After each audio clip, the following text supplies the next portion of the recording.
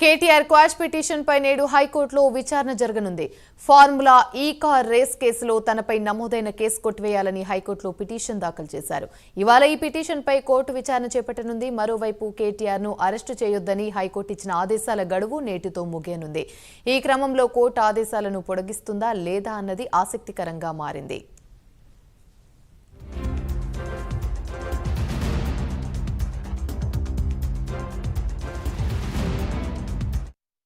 ఇదే అంశానికి సంబంధించి మరిన్ని వివరాలు మా ప్రతినిధి కుమార్ అందిస్తారు. కుమార్,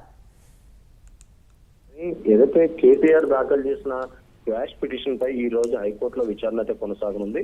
ఫార్ములా ఈ కార్ రేస్ లోని ఏదైతే ఇప్పటికే కేటీఆర్ హైకోర్టును అయితే ఆశ్రయించి క్వాష్ పిటిషన్ అయితే దాఖలు చేశారు. తనపై నమోదైన ఏసీబీ కేసుకు సంబంధించి తన కేసు కొట్టేయాలంటూ కూడా హైకోర్టు ఆశ్రయించిన నేపథ్యంలో గతంలో ఇదే కేసుపై ఏదైతే హైకోర్టు విచారణ జరిపింది. ఈ నెల 31 వరకు అంటే ఈ రోజు వరకు కేటీఆర్ ని అరెస్ట్ చేయొద్దంటూ కూడా హైకోర్టు ఆర్డర్స్ అయితే ఇవ్వడం జరిగింది. ఈ నేపథ్యంలోనే ఈ రోజు మరొకసారి ఈ విచారణ అయితే కొనసాగనుంది. ముఖ్యంగా ఫార్ములా ఈ కార్ రేస్ కు సంబంధించి విదేశీ సంస్థకి 56 కోట్ల నిధులు మళ్లించినట్లు ఇప్పటికే కేటీఆర్ పై అభియోగం ఉన్న నేపథ్యంలోనే ఏసీబీ అధికారులు కేసు అయితే నమోదు చేశారు. దీంట్లో A1 గా కేటీఆర్, A2 గా ఐఏఎస్ అధికారి అరవింద్ కుమార్, A3 గా బిఎల్ఎన్ రెడ్డిని అయితే చేర్చారు. ఈ నేపథ్యంలోనే ఏదైతే ప్రస్తుతం కేటీఆర్ ను కూడా ఏసీబీ అధికారులు అయితే విచారించాల్సిన అవసరం ఉంది. ఈ నేపథ్యంలోనే ముందుగానే ఏదైతే కేటీఆర్ హైకోర్టును ఆశ్రయించారు. అలాగే దీనిపై విచారణ జరిగిన క్రమంలో కూడా ముఖ్యంగా కేటీఆర్ ని ఈ నెల 31 అంటే ఈ రోజు వరకు అరెస్ట్ చేయొద్దంటూ కూడా ఆదేశాలు అయితే ఇవ్వడం జరిగింది. ఈ రోజు జరిగే విచారణ కూడా చాలా కీలకంగా మారనుంది.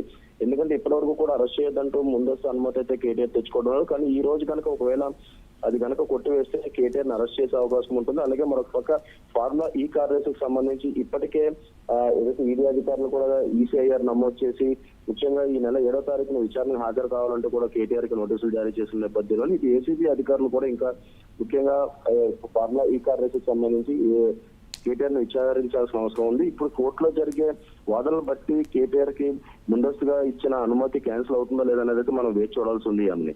Right, thank you.